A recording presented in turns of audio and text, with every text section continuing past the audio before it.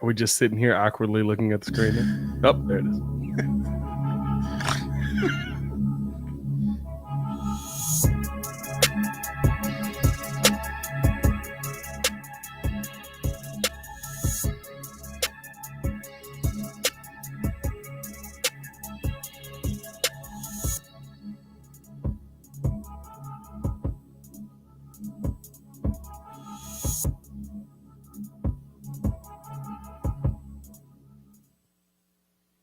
Yeah, so that was a thing.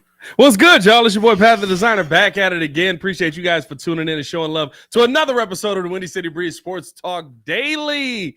We got kind of mini squad in the building. Yeah, mini squad, and it's my Jolden Yurt. He's not really. We got, I didn't believe that. I didn't believe in it at all. It was very underwhelming. I didn't trust it.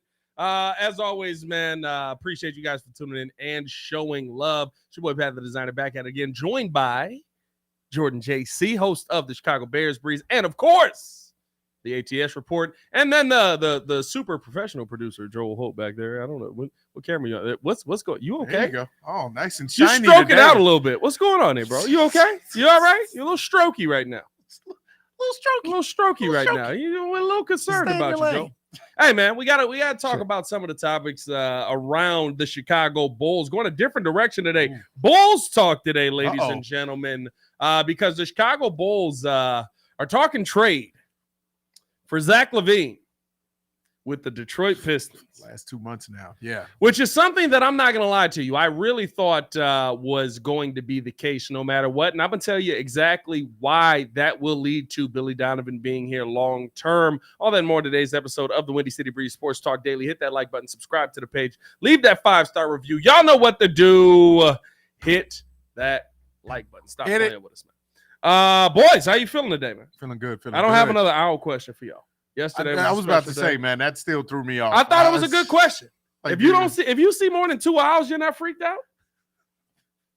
No, I haven't seen 2 owls in my life, bro. Okay, I heard somebody put in the chat that I guess that it's more common in Illinois than we think. I don't know how true that is, but I haven't seen family of owls. I'm running away. I'm sorry, or I'm trying to figure out where Drake's at. We had parrots one time in my hood. Parrots. Green parrots a long time ago. So I mean, somebody just released them into they came from some other country and they made a huge bird's nest inside of a tree on the south side of Chicago. It was like 40 parrots one year. It was years ago. So I guess anything is possible is what I'm saying. Should have captured them as it flipped. That was a come up right there. That was some money right there, dog. You're right. Yeah. Parrots live a long time. They probably still alive right now. It's crazy, man. Hey, man. Let's talk about this because the Chicago Bulls are talking trade with around Zach Lavine with the Detroit Pistons. I think this is it's been a while since we've talked Bulls on here because it's kind of just been the same story. But this to me actually seemed like more of a realistic scenario where the Bulls are trying to move on from Zach Lavine because it's not a team that absolutely needs this guy. No. Versus a team that feels like they're not going to acquire players in free agency. Those are the teams that I think you're going to be looking most at with Zach Lavine, where the Charlotte Hornets, the Detroit Pistons, seems like that. I guess the question for you guys is this a move you want to see made? Because you're not going to get great value back, right? You're not getting Cade Cunningham back. Probably not getting Jaden Ivey back. Definitely not getting, you're not getting great players back, but maybe you'd be able to get guys who can match contracts and who can play a role on this team with a young up-and-coming team that we possibly could have here. Would this be a trade that you want to see Zach Lavine to the Detroit Pistons? Keeping in mind, you got to see him 4 times a year. I'm going to be honest with you. I like the base of the trade. I heard that could possibly start with Bogdan Bogdanovic. Well, he's got to be in it. He's got to be in it. I mean, he's a decent shooter, right? He's somebody really who can be a very good role player off the bench. I don't know why the Pistons are so adamant about not adding one of their young key players in that the they trade. Hate. Like they hate Jaden Ivey. Jaden Ivey, right? I'll take Jaden Ivey off your hands. Like you all have underutilized him since he was a rookie. Like for whatever reason. He's just been in the doghouse, and he's been up and down on that team. And so, of course, or Jalen Duran. I like Duran's game as well. You're not going to get Jalen Duran out of it. Yeah, I know. That's wishful thinking. You're not getting him out of it.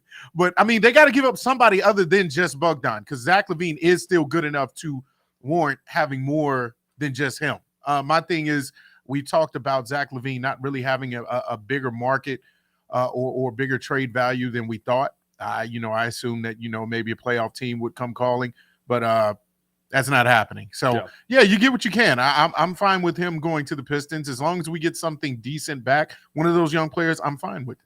I guess the question for me would be, right, are you at a point now where you're making additions by subtraction? I mean, we've seen multiple times this season now where the Bulls just look like a better basketball team without Zach being a part of the mix. Now, There's still some things that you would want to see from Zach, still some things that Zach can do, and you would hope that when he's healthy, he's able to buy into those things. But they look like a better team when he's not on the floor right now. Is that something that you think you take whatever you can get at this point, because it just feels like you're just running back the same? It's biting into a stale graham cracker. I'm biting into the same graham cracker. I've never heard that. I like that. I mean, I'm biting into this thing like it's still a graham cracker, and you're like, it's soft. Yeah, it's not, but it's a little too soft. Now I'm concerned. Are we mistaking activity for achievement by just trading him? What are we doing? We're just getting some more depth. I think for me, you're getting back pieces that maybe fit what you're trying to do a little bit more, right? Like Bogdan to me, or the Bogdanovich, y'all know who it is. BB. There's so many of them. I forget which one every time. No, to me, he's a player that fits a role that the Bulls need if Zach Lavine's not in there. You need shooters. You need guys that can knock down the three. You need guys that can space the floor. You need a lot of guys that can space the floor realistically, and you really don't have that on the team right now. The main guys you have is Zach Lavine, right? And it just feels like he's not going to just settle in and be like, I'm only the 3-point space the floor guy on this team.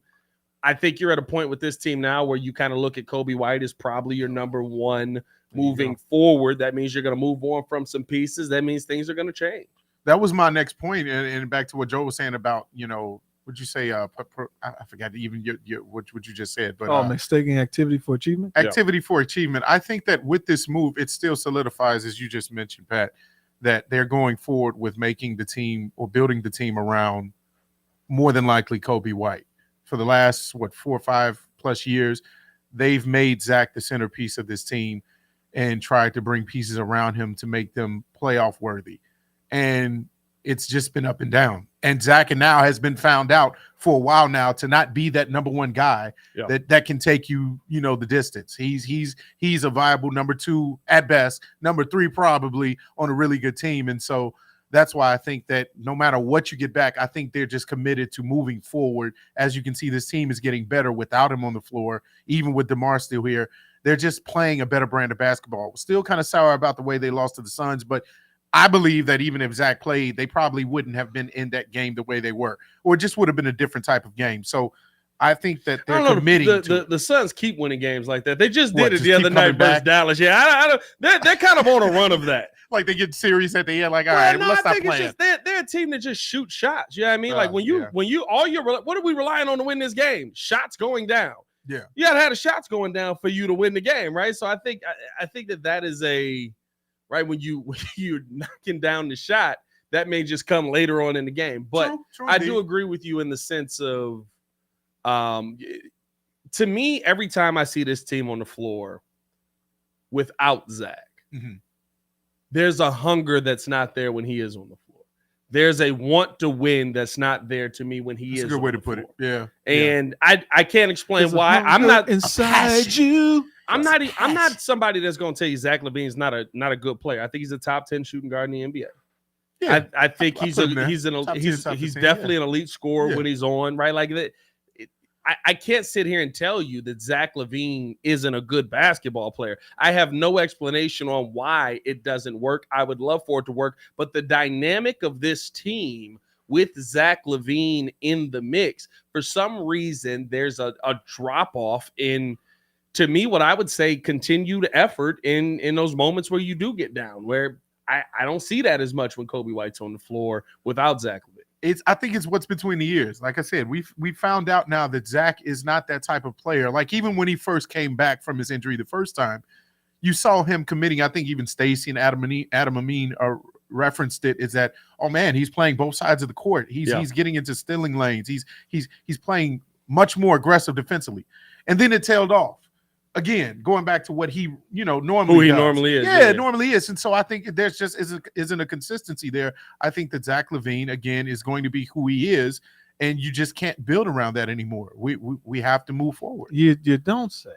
You don't say you can't build around Zach. How many years did it take them to figure that out?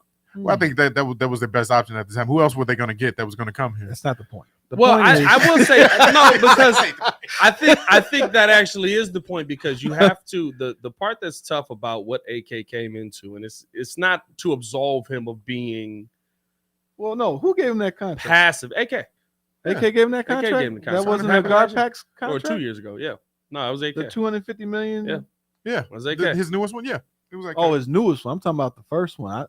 I felt like what, the 20 they million? gave him the match. That was just matching him. That was 180 million at that for time, like $20 million. That wasn't nothing. But it's like his limitations of now people are seeing that he is what he is, and so it's like it was just disappointing. Of like I would have rather they were able to either move on, do something, or trade. Yeah, but at the point you were ready to move on, he was up to 27 points a game, had a really good and year. he had a 50-40, what was it, 50-38, 89 season. Like, that's a tough time to be like, I don't believe in this guy. Yeah, well, he's not our guy. No, that's just. But that's good. like a lot of times. That's like I don't know, Kevin Love numbers. That's dudes where they're doing good on teams that like now when the real guy shows up, he's not that guy. And Well, I it's think just Kevin Love disappointing. turned into a role player He turned into a role player. because they traded him to a team that had two better players. But my on it. point is that there's a lot of guys that just put up numbers on bad teams, and it's like because he's the only guy. I don't think Zach Lavine is. It's funny because I wouldn't categorize him as like one of those guys that just gives you. he ain't Ish value. Smith in Philly. Yeah, he's. Remember that season yeah. Ish Smith was just cooking mud? He was just killing. Like I wouldn't say he's that bad where he's just good because there's no other option on the team. I mean, he's cooked with again DeMar and other players, Lowry and other players that have been on this team that were supposed to be very good players too, but he's just not a leader. It's not in him to have that mentality to take his team to another level. Some people just have it and some don't. Right. So I think that's the problem is that now people are starting to see that. Some people were able to see that. Like I never felt, I didn't think he was a bad person. I always felt he was like number 2 or number 3 guy. I never felt like he was the number 1 guy that we could build a team around. Yeah. When you had someone like Jimmy that you let walk out the door, and it's like, that's a dude. That's a dog right there. That's a leader right there. But we can't build around him. That's one of the craziest lines. We can't build a team around him. Like that's crazy. We can't build a team around. So now we don't know how to build Jimmy. a team around Jimmy Butler. Yeah. So now we're sitting there that's trying insane. to, thanks, Drew. He's like Zach's a good player, just not a star player. And that's the issue. Is like yes, and so now how do we get someone?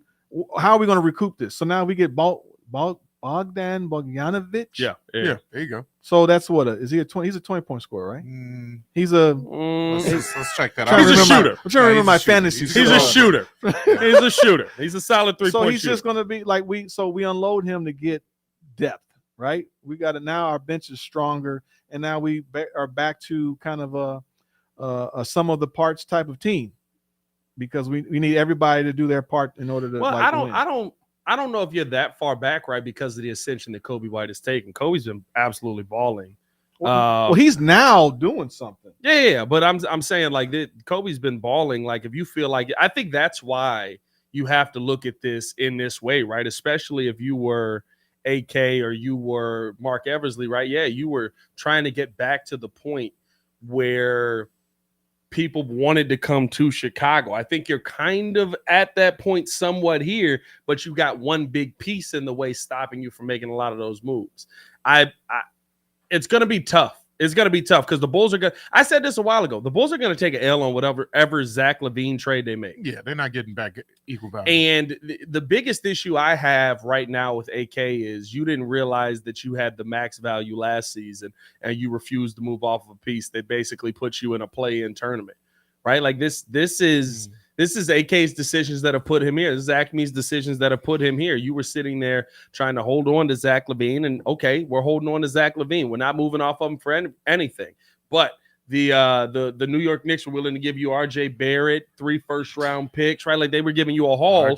Now you're talking about possibly coming out of this thing with Bojan Bogdanovic. Like, okay, like, oh wow, that's a complete drop off. Ooh, you know what I mean? Like. And I stand corrected, Joe. Yeah, He actually is baby. averaging 20. Yeah. He's averaging right over 20 this year.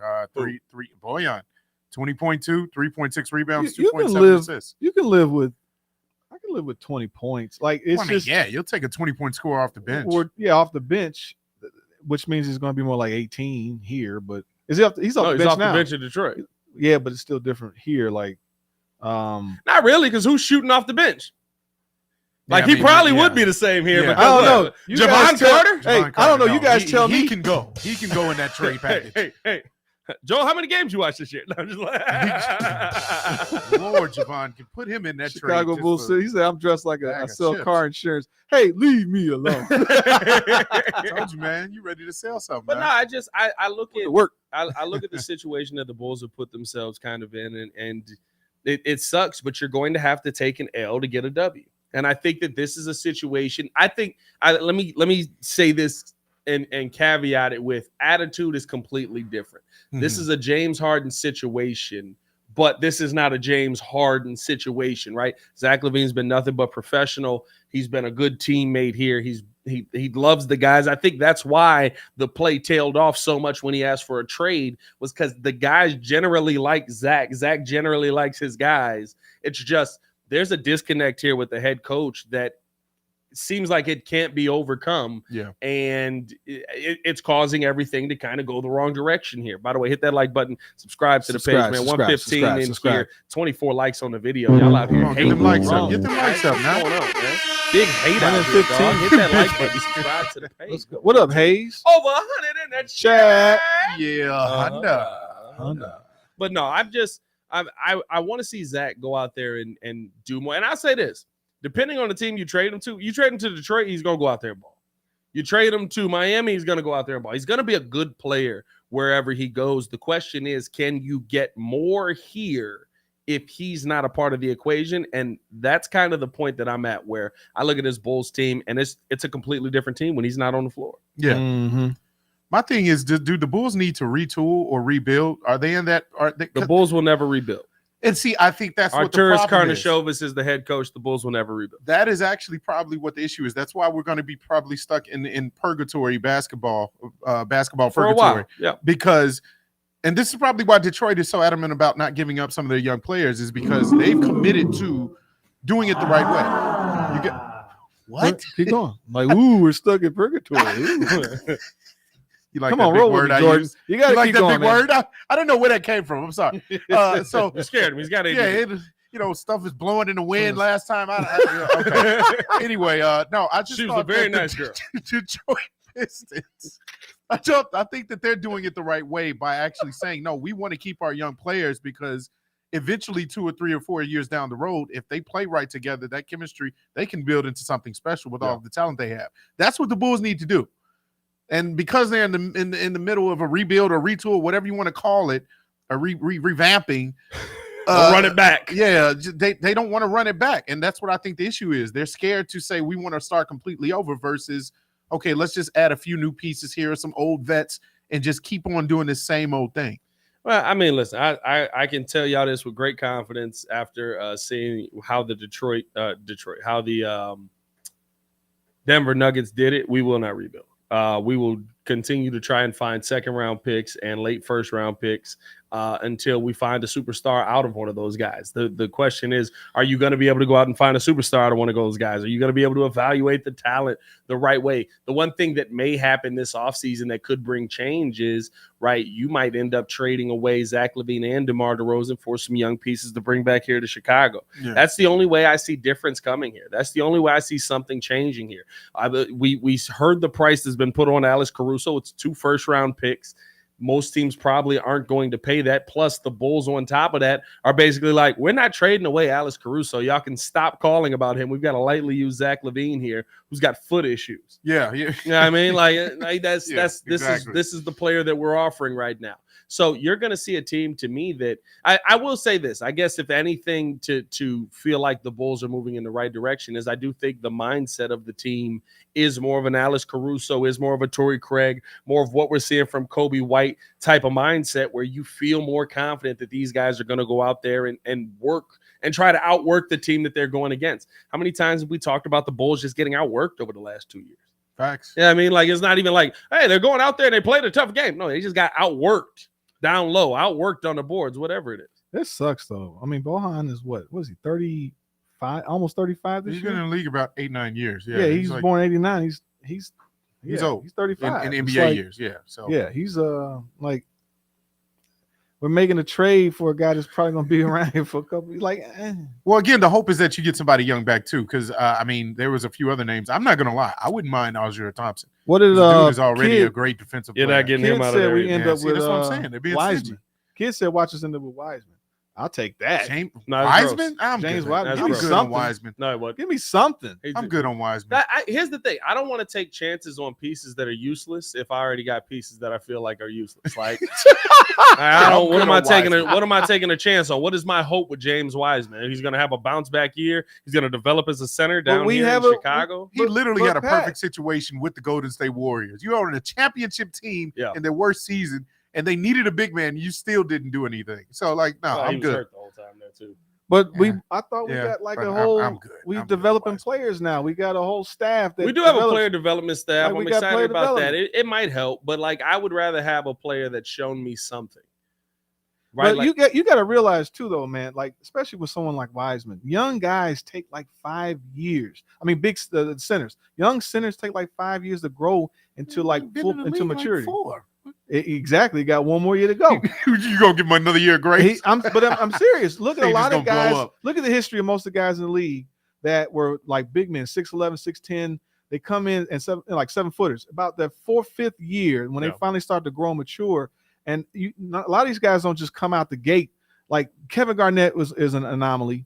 You got now you got Wemby, who's 19 years old, 7'5" or living whatever. up to everything.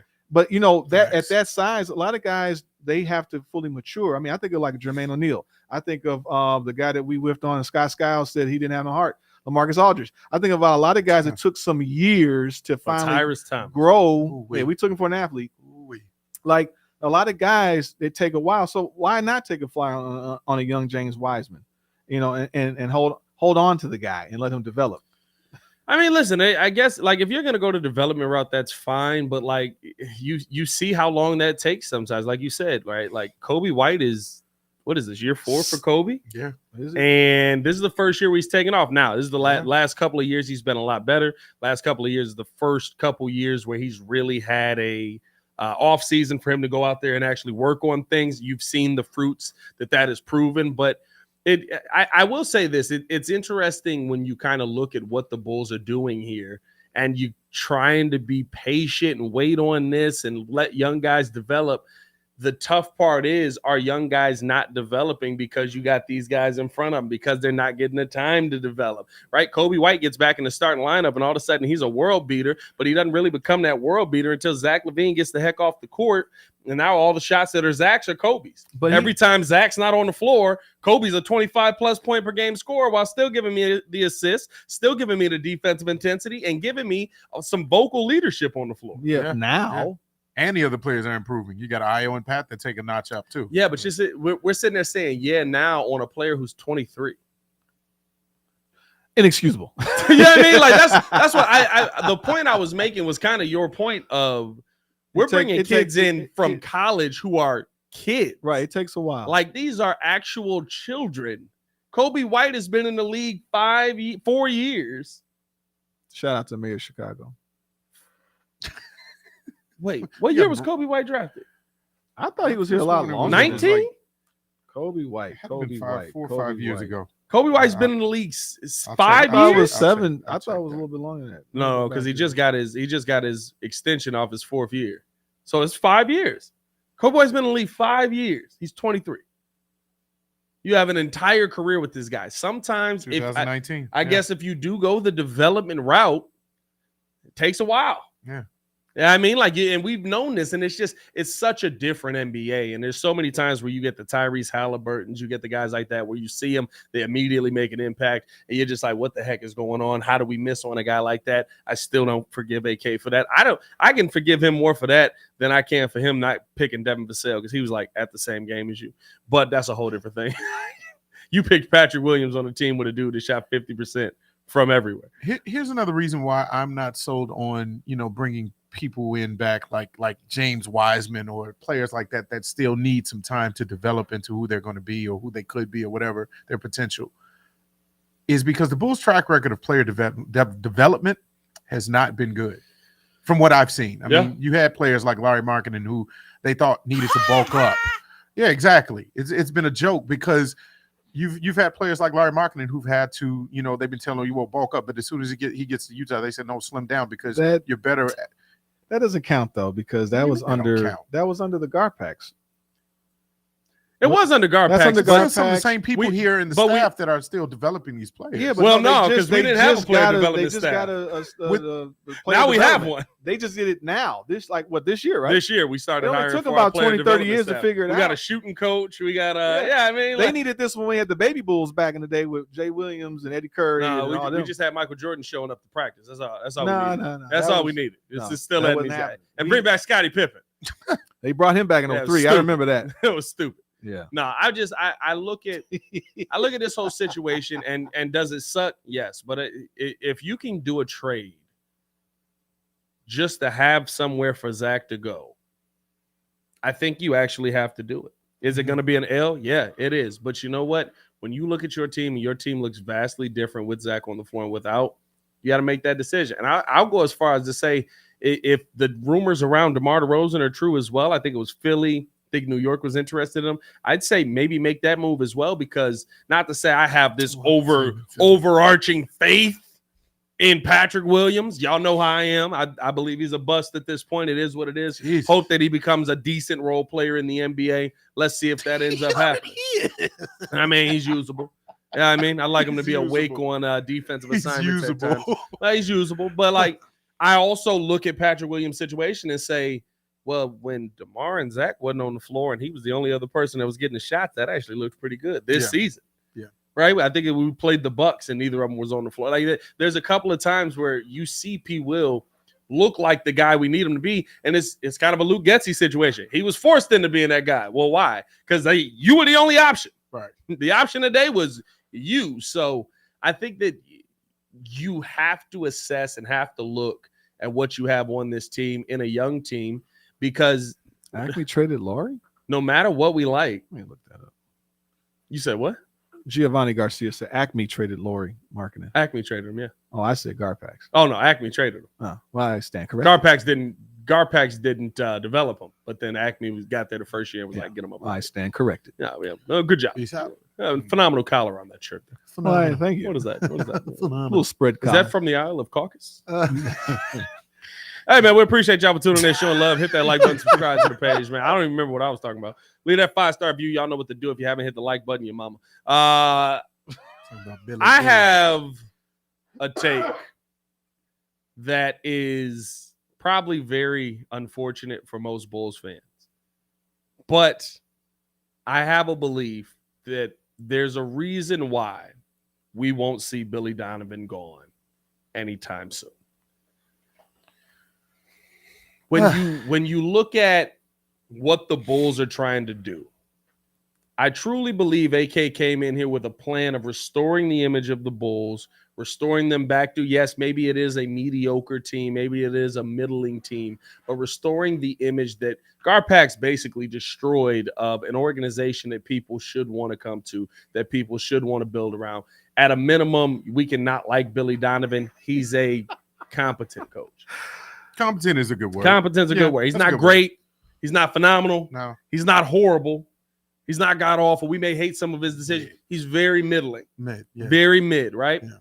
Dad, it's Narfel the Garthok. I don't know where my dad comments. All right. Having a good time back All there. right. He's just laughing. He's just laughing. I'm like Narfel the Garthok. I don't know what that is. Coneheads. Okay. All right, But I fully believe that the Bulls are holding on to Billy Donovan while they're trying to transition into this next era of basketball, post Zach Lavine, post Vooch, post this is why the secret extension is here, post DeMar DeRozan, because that gives you some sense of stability moving forward. That's where the continuity part plays in. And that's why I love the fact that we're seeing Kobe White develop, because I think that means we're starting to get into that era of hopefully the next era of Bulls. And that's why you're seeing the Bulls be more willing to move off of some of these guys. Now, they needed to see some development. I think, heck, a guy we haven't talked about, Ayo Dosunmu definitely plays a lot better when he's getting more of a consistent role. He's more consistent, He's a bench player to me, right? I'm not sitting here telling you he's a starter. He's going to be, right? I remember last year, I was like, this kid could be Drew Holiday. Or going into last year, I was like, he could be Drew Holiday if he keeps developing. And he did. But it's good to see him bounce back somewhat. But I think that the Bulls are holding on to Billy Donovan to try and create stability around the team as they try to transition, i.e. similar to Jeff Fisher when the Rams ended up moving away. Look, here's my take on why the Bulls won't fire Billy Donovan. And I think this is a dilemma with Chicago sports in general when it comes to head coaches, is because the organization is just okay with good enough. And I'll compare it to a team that we should be looking to as a standard in the Milwaukee Bucks. The Milwaukee Bucks have a 31-13 record. That is tied for second best in the East and also second best record overall in the NBA. Mm-hmm. And yet they just let go of Adrian Griffin. Now, is Adrian Griffin a world beater? We know that he's not a top tier coach. I think he's like a lot lower than Billy Donovan. He's a lot lower. He's one of the worst coaches that I've ever seen in the NBA. My point is, he was along for the ride. Let me show you Adrian Griffin's coaching right now. Just looking.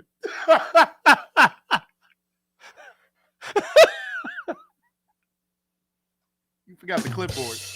You got a clipboard too, right? There's a clipboard somewhere. Good job. I thought that was a good. Bravo. That was a good impersonation. Bravo. Yeah. That's a whole different world.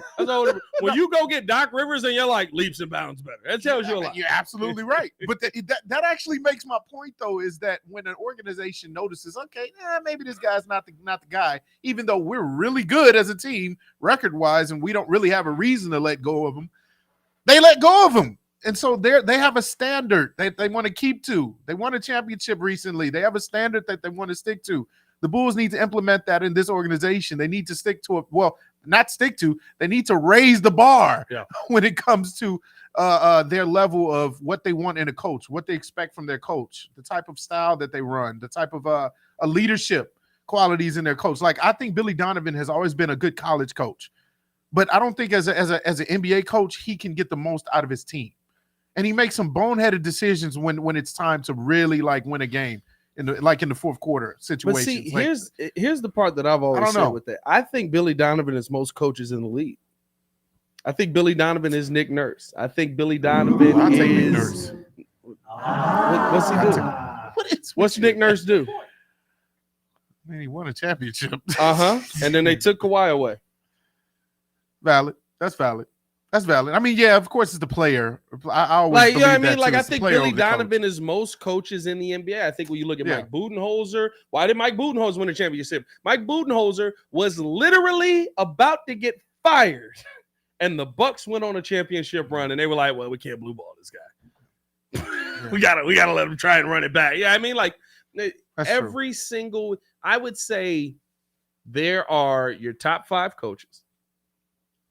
There's the middle guys, and there's your bottom 5 coaches. Your middle guys, you can swap them out with any team, and they would give you the same result. Same thing, yeah. Billy Donovan on those Toronto teams over the last few years, same thing. Nick Nurse here with the Chicago Bulls over the last few years, same thing.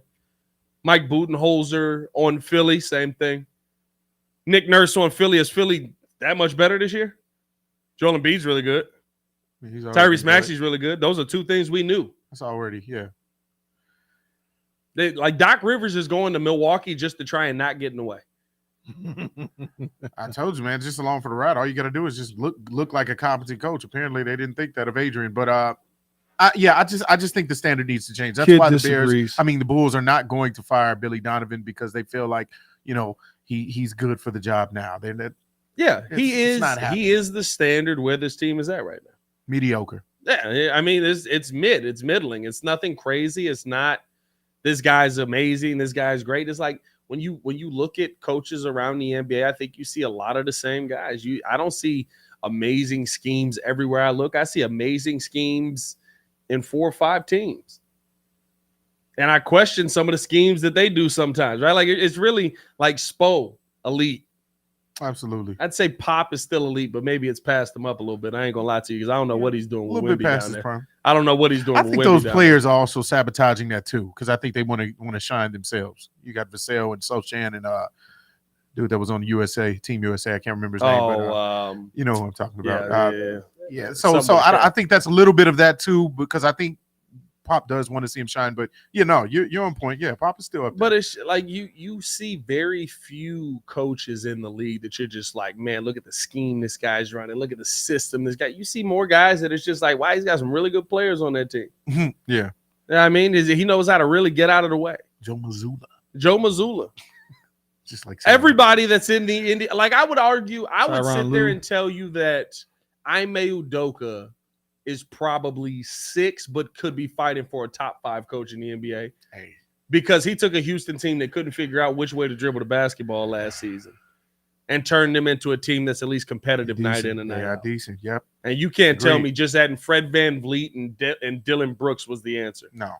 He walked down there the first day, looked at Alfred Sengun and went, yeah, let's get him a basketball.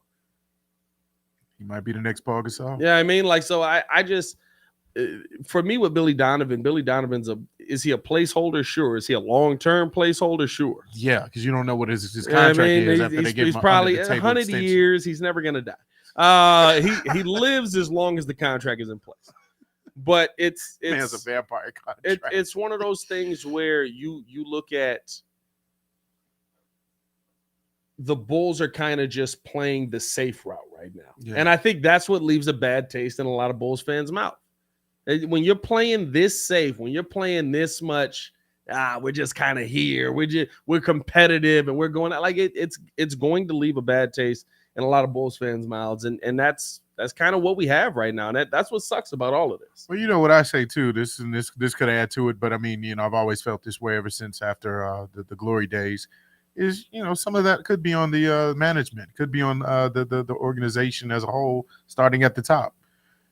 Organizations are built and when they are successful from the top to bottom. It's just not the coaches and the players. So I mean, we know who's over this Bulls team, and I think he's not really committed to winning. He's committed to making sure that people come and watch a decent product, and that's what we are. We're a decent product. We're never going to be a great product if things don't change at the top, in my opinion, as well. I think that's also a factor in this. Well, you're never going to get Jerry out of there until the day that he finally goes. But even I think even the thing with like when you look at like I would say that Michael Reinsdorf has taken over a lot more. I would say that you see a lot more of his tenure taking place. There's still some moments where Jerry, of course, weaves his web in there, but. I think that a lot of what you're seeing right now with the Bulls team is Michael Reinsdorf saying, AK, you go out there and build this team the way you want to. Think about how long it took for Denver to really be a competitive team. Yeah, and they stuck with it. But they last time Denver was a sub-30 win team was the year before they drafted Carmelo Anthony. That's 2003. He ain't in the league no more. So that means you went through the Melo era. You traded away Melo. You got trash again. Well, you weren't trash. You was just middling. You were a playoff team every year, but you knew you were the playoff team that was going to get beat. Big Aaron Aflalo guy, were you? You know what I mean? Big Andre Kirilenko guy, were you? Wow. Nene Hilario. Yeah, Nene Hilario. Yeah. Right? Like you were a competitive team, but you were never going to win. And then you got into the Jokic era. Yeah. But he was 20 years. That's far. That's 20 years. Yeah. And you went and got that guy. Why? Because he's going to be patient. He's going to build it out. He's going to take his time. He's going to do things slowly. And it just feels like, right, you're waiting to find the next Jokic, which I do think you kind of have to do to win in the NBA. I think you need to have that guy. You need the staple. No matter what. Guy. We thought that was Marko Simonovic, didn't we? I did not. No. Bulls players did. I did not. Bulls players did? I don't remember any of them saying that. I'm sorry, not Bulls players. Bulls organization thought that. Oh, well, I think nah, doc. Going to be Jokic. Yeah, they sent that man down to the G League and he never recovered. Never came back. That's because every time he stepped on the floor, he got dunked on. Yeah. That man, that's insane activity. Every time you walk on the floor, you get dunked on? Every time? That's tough, bro.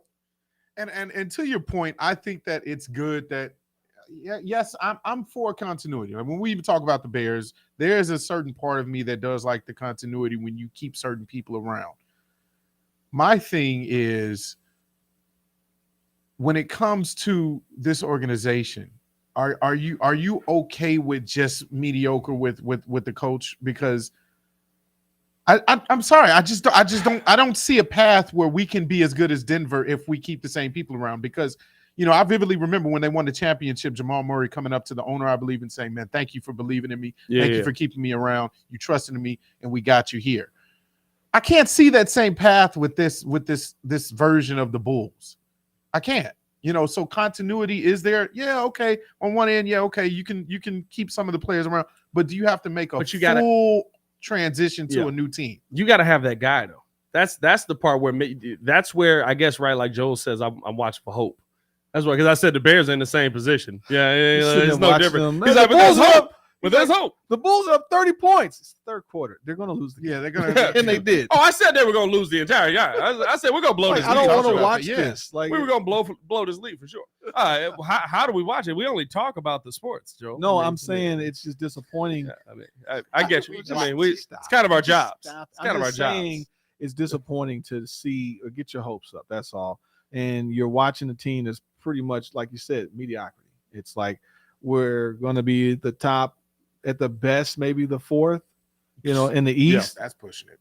At the best, because right now we're basically what are we? We just got are we above? We're ninth. So we're kind of just out of the playoff, the play-in spot. Yeah, we're in the play-in. We're in the playoffs now, Joe. I'm saying the play-in spot. I'd rather be in the spot where we're actually the normal. I want us to be at least Eastern Conference contenders, right? It's hard. Champion contenders, yes, we want that, but at least to a point where you got a shot. Like if you can make the Final Four. You got a shot to win if everything works out okay. But I think that's the tough part, right? That's kind of goes back to the Zach Lavine conversation of you got to find that guy. Is Kobe White that guy? Maybe. No, but I don't let. Right, we're starting to see him play a lot better. We're starting to see him take on more of a leadership role. I tell you what, I hear him all the time on the court talking. You do. I mean, like it's the most vocal I've heard the Bulls in 3 years of Billy Donovan being the head coach. So maybe you're starting to feel like you've got something there in Kobe White. What piece are you going to add on to Kobe White? What pieces are you going to add onto this thing? Because I think the problem with until Kobe White showed some promise, you sat there and you felt like there was no future for the Bulls because Zach Lavine was supposed to be the future of the Bulls and nobody believed in that anymore. Yeah. So, like, all of a sudden, the future of the Bulls was just like, what are we doing here? What's it? Blow it up, figure it out, start at the bottom. And I'm going to be honest with you. I don't believe tanking is the answer either. I think this is – not with the way the draft is now. I'll say this. No. I have more confidence that if I see you, V-Dog. you keep going the way you're going, you got to make some moves strategically to put you in a better position. But if the Bulls keep being a competitive team and find the right pieces in the draft, I have more confidence that leads to a championship team than just tanking. Because you can't talk about a tank team winning a championship. No. You can't talk about a team that's bottomed out winning a championship because it hasn't happened yet. Don't give me Magic Johnson. They didn't tank that year. People got hurt. Don't give me the Spurs. They didn't tank that year. People got hurt. It just ended up being bad because they didn't have their star player on the floor. You can't give me a tank team that's a championship team. Like, we got a super chat from Gary Catachone. Is Lonzo done in the NBA? Probably. But anyway, I just 3 or 4 years. Yeah. Shout out like to that. They just appreciate the super chat, Gary. Thank you very much. Super chat. Appreciate your donation. Thank you. Now, what I will say is this: the biggest concern right now for me with this Bulls front office is none of AK's draft picks have hit. See, that's the thing. How are you gonna actually make this team better? Because nobody's gonna give you a great player. You're not getting a great player in the Zach trade. You're not getting a great player. It either has to come through free agency, where you get really fortunate and you get somebody who's on an expiring contract that is potentially viewing Chicago as a destination because of all the other things Chicago can give you as well outside of being on the Bulls. I got a question. So, where are our draft picks? What draft picks do we have? We got all of them now. So we have all of them. Everything this year. We have all our picks. We just got them. We got all our picks this year. I think we owe the Spurs one next year, technically for DeMar DeRozan, but it's protected. I don't have the protections in front of me because I don't have my internet. But it's coming. No, thank you. I appreciate you. Nova, didn't they tank for Tim Duncan? No, they didn't tank for Tim Duncan. David Robinson broke his leg. No, his back. He had a back. Was it back? I thought that was here. Didn't he break his leg? No, he had a back. I think he had like a back surgery. Yeah. He had back surgery that year. Oh, that is true. He was out. Yeah, that'll make a difference. So they went from being like when the best center in the league at that point is not on your team. Yeah, they went. I think they were like 50-some win team, and then they went to like 17. To 17. And Rick Pitino was like, he was in Boston, and they were trying. He wanted Tim Duncan there. Yeah, he was trying to tank for him. And it didn't work. It didn't work. San Antonio gets it because they had a lower. Pierce that year. No, they ended up with Chauncey Billups from out of Colorado. That is right. Yeah. Oh no, Pierce is 96.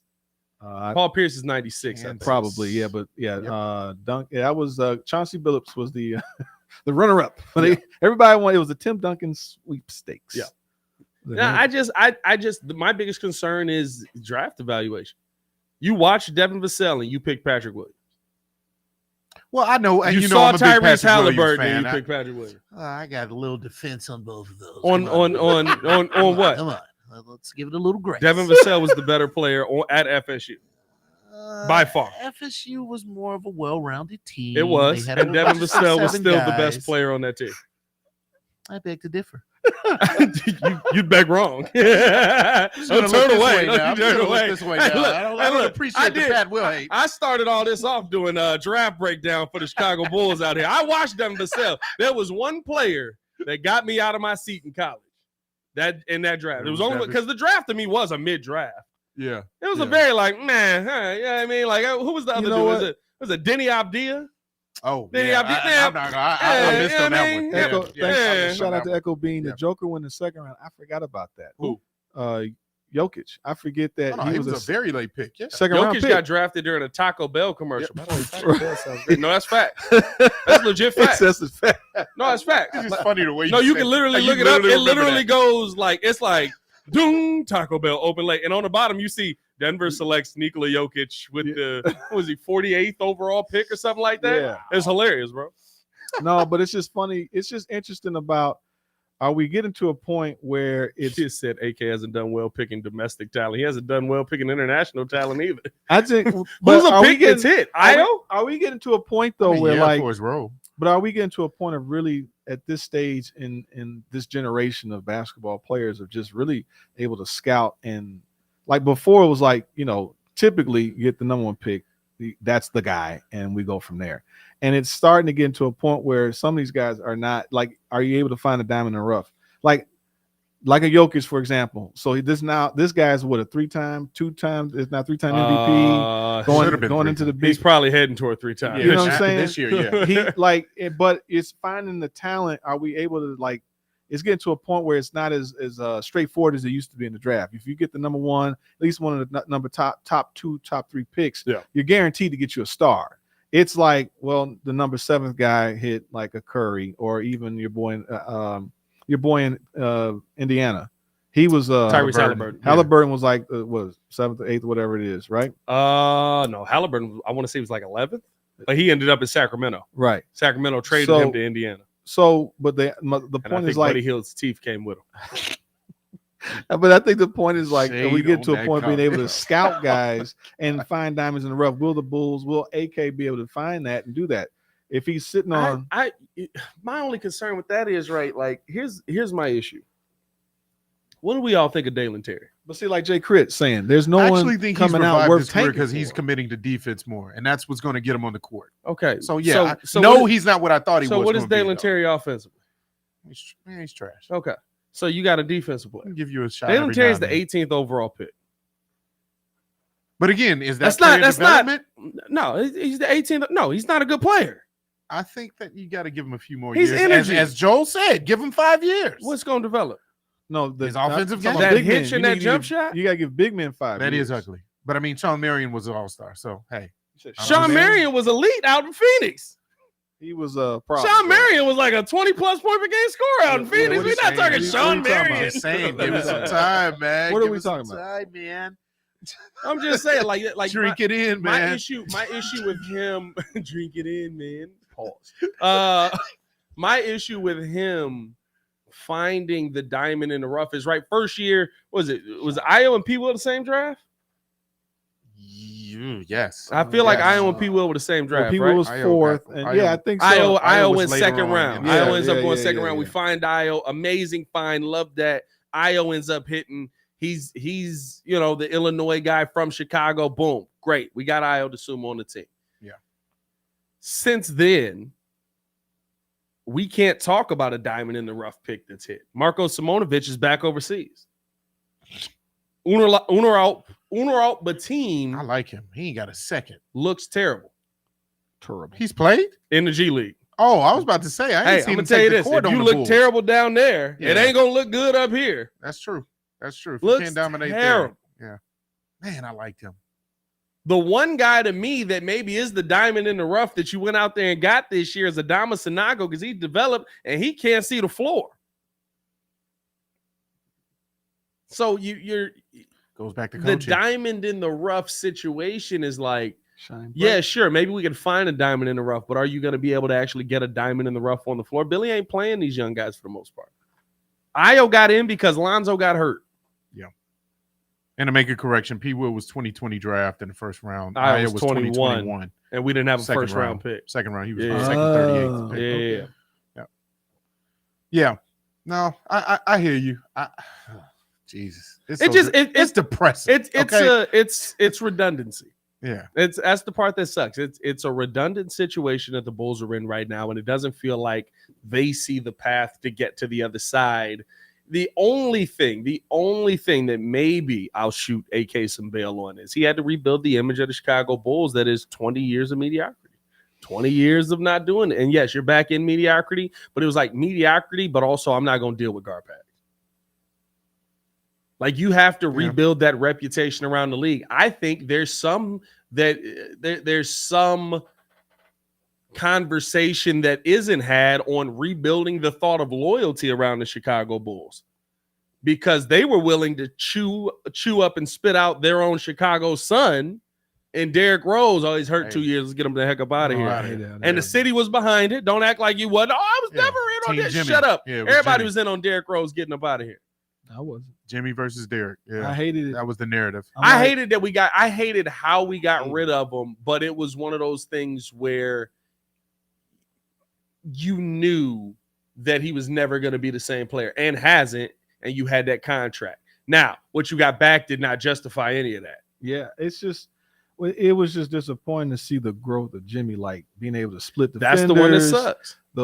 His ball handling, he was attacking the rim like slashing. It was like, dude, you finally got the shooting guard that you've been looking for. But when they sat there and got Rip Hamilton, it was like they were like one. It was Keith Bogans, right? Keith Bogans, and we had Bogans had a decent season that year. He was okay, but they went and got Rip. He's what Javon Carter. But they went and got Rip. He's taller.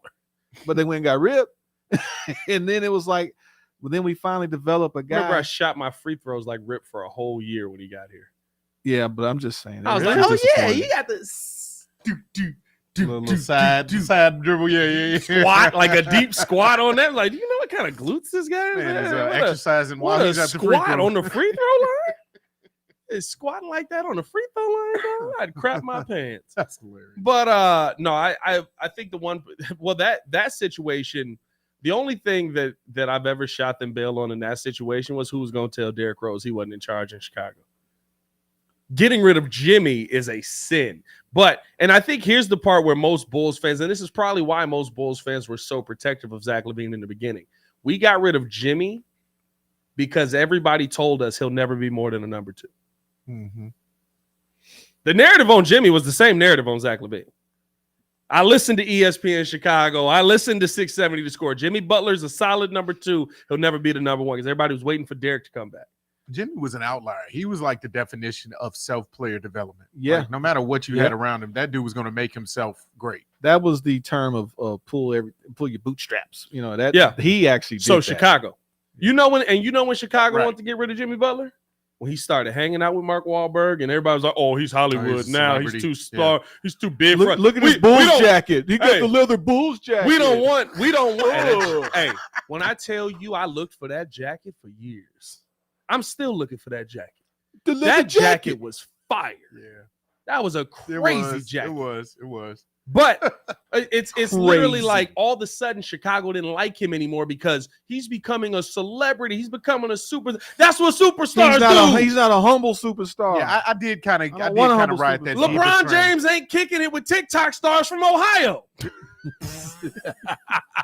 He's in LA. Like, that's what superstars do. Stars in Ohio. You know why we want that, and that's why everybody wanted Derrick Rose to be, because Derrick was like, I'm in the house. When y'all not watching, I'm smoking some weed. I'm eating Skittles on the couch. I'm eating Skittles on the couch.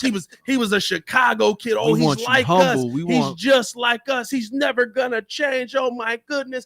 Oh my God. And then Jimmy Butler was like, "Hey, Mark Wahlberg, come on to the game, man. Come watch the game. We finna ball these motherfuckers up, hit a game winner that night." And the next day, all people was talking about was, "All right, come a little Hollywood. Oh my goodness, he's on He was on what was the show where they used to build fish tanks in your house? Was it Tanked? Was that what it was called? He was on that show in Chicago. He had a cold fish. He was on that show in Chicago, but it's. I would say Jimmy said, "I'm bringing my star to Chicago." Yeah, that's a Reggie Jackson line. That's one of the coldest bars ever. Like, you gonna make me a star? No, I'm bringing my star to New York. Yeah, facts. And I think that's the thing for me, right? Like, it's just like. I don't even know how I got on this. The reason that we got rid of Jimmy was all of a sudden the narrative on him was that's why I think Bulls fans have been so protective of Zach Lavine. But you got to think about when we got rid of Jimmy, that's an entirely different NBA.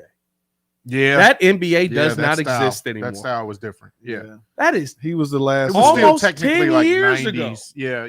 Yeah.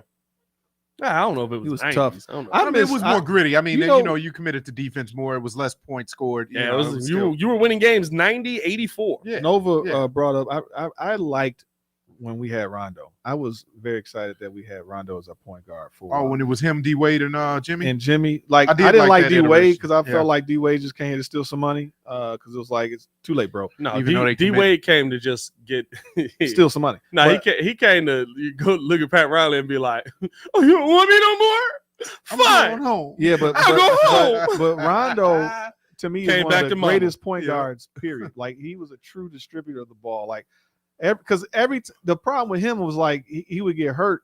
He could take the team deep into the playoffs, and they were almost guaranteed to win until he got hurt. And it's like the man could stay healthy. It's almost like Chris Paul. He was like he was gonna beat Boston. I love Rondo. Randomly broke his thumb or had a thumb injury. Yeah, that was tragic. Yeah, but again, that's part of the reason why the Bulls have not gotten it right since, because that is the type of player you need. When we had Lonzo, we were actually we were building something here. We looked good. I've had this debate with Kid a bunch. That player don't exist no more, really. No, they keep getting hurt. The Lonzo Rondo type of player. Andre Miller. They keep getting hurt. They all get hurt. Yeah, the Isaiah Thomas, both Isaiah Thomases. No, but I think Isaiah, because Isaiah tore his small wrist. IT was a scorer. He was a problem. Yeah, I was about to say. But he was a scorer. He was a problem. But he was a scorer. Lonzo, and then lost his hip. That's bad. I mean, that's bad when you're a scorer. It's not good. That's not good, Pat. But no, what I'm saying is like the kind of point guard I'm talking about is like a facilitate first. Kid says a pass first point guard. Yeah, I don't think that exists really. It can if you're not a selfish player. Scoring and that's shooting. what I'm saying. I mean, everything is just taking threes. Like I look at Kobe White as a guy who can now. be the Bulls point guard of the future because hit the wrong camera. That's his style of play. Because he's he can score off of his scoring. He can facilitate. He's giving you more defense. I swear, every time I look at the stat sheet at the end of the day, I'll be like, he is 6'5". Thank you, JK. Yeah. Shout out to you. Like, it's just one of those things for me where I look at the NBA now, and I don't think a Rondo exists. Who's Rondo in this league? You know who's Rondo? Chris Dunn. Who? Chris Dunn. I don't even know what he's averaging assist-wise, but a dude that's like focused on like, I know I'm not putting up 20 tonight, so like, here go these passes. Here goes some defense for you. I got 2 steals. I think it's more about individuality versus team ball, which has always kind of been my issue with basketball. Like, personally, for me, course, I love basketball. I grew up playing basketball all the time. How many games you watched this year? That's not the point. The point is that like it gets to a point where these guys are so talented that it's more self-centric about them dominating the ball versus really being in a team sport. And I think that's why I love football more, because it's like everyone has to do their job. Yeah. If you can get people to buy into whatever your role is on the squad, and that's usually what happens, right? I mean, when we had our heyday, there was roles that everyone had, and they did that. Hey, and the main guy that was the main guy. Well, he had a big role. Yeah, greatest ever. I'm just laughing at him. He's like, you know, everybody had a role. You don't want a ball dominant guy. I'm like, no, Jordan was that. No, but he had to which Bulls you remember? He calmed down. He calmed down a little bit. What? He calmed down a little bit. Michael Jordan, 88, he was like 37 points. Back off retirement and averaged 37 in a playoff series. That's a series, but we're talking about for the season. That joker went for like he averaged 33. He went down from 37. He was humble in. He took 4 points off his average. Yes. Humility at its finest. Maybe that's not a good example, but the point is. But go ahead. That's why I was laughing. Go ahead. The point is that in terms of team ball, like guys being able to have roles.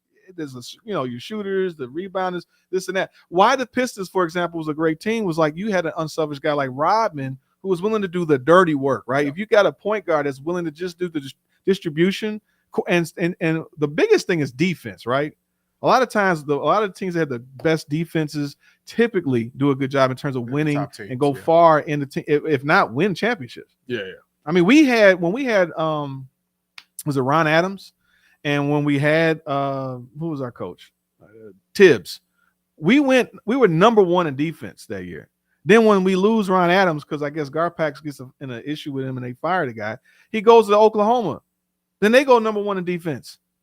And then he leaves. Now I think he was a Golden State. It's everyone has to understand their role, play certain defense, and can we get guys to buy in? And I think that's the hardest part, getting coaches that can get players to buy into systems. And do we have a coach that can do that? Do we have enough talent on our team? Like we're missing key components. I don't think you have the coach that can do that for the team you have right now. Mm-hmm. I do think you have the coach that can do that for the team that you hope is coming up.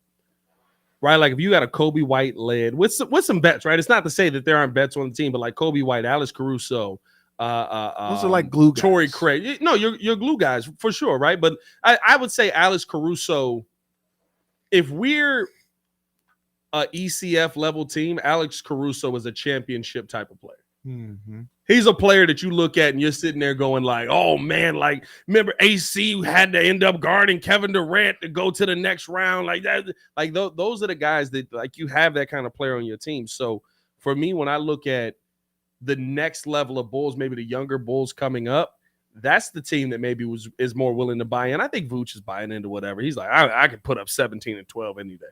I just do this in my sleep. But like, can you have the mix of veterans and young guys that buy in? I don't think you have that right now. And I think that's why the team did fall off early on in the season. And that's why when Zach Lavine did sit down, everybody bought back in and everything was kumbaya. And all of a sudden the Bulls are winning.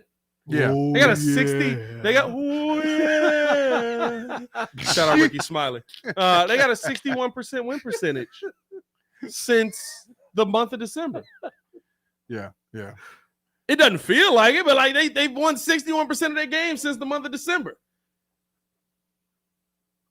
That's a lot of time without Zach Lavine. Yeah, that's true. I don't know, man. Here's my issue, and I've harped on this before about just head coaching in general. I think that another reason why, they're probably going to be a mid-tier type of organization or team for a while is because as the coach goes, you go. We talked about it with the Bears. What kind of coaches do they bring in? These guys that are, See, I don't think the Bulls bring in nice guys. Billy Donovan is the guy that look at the picture we got of him right there.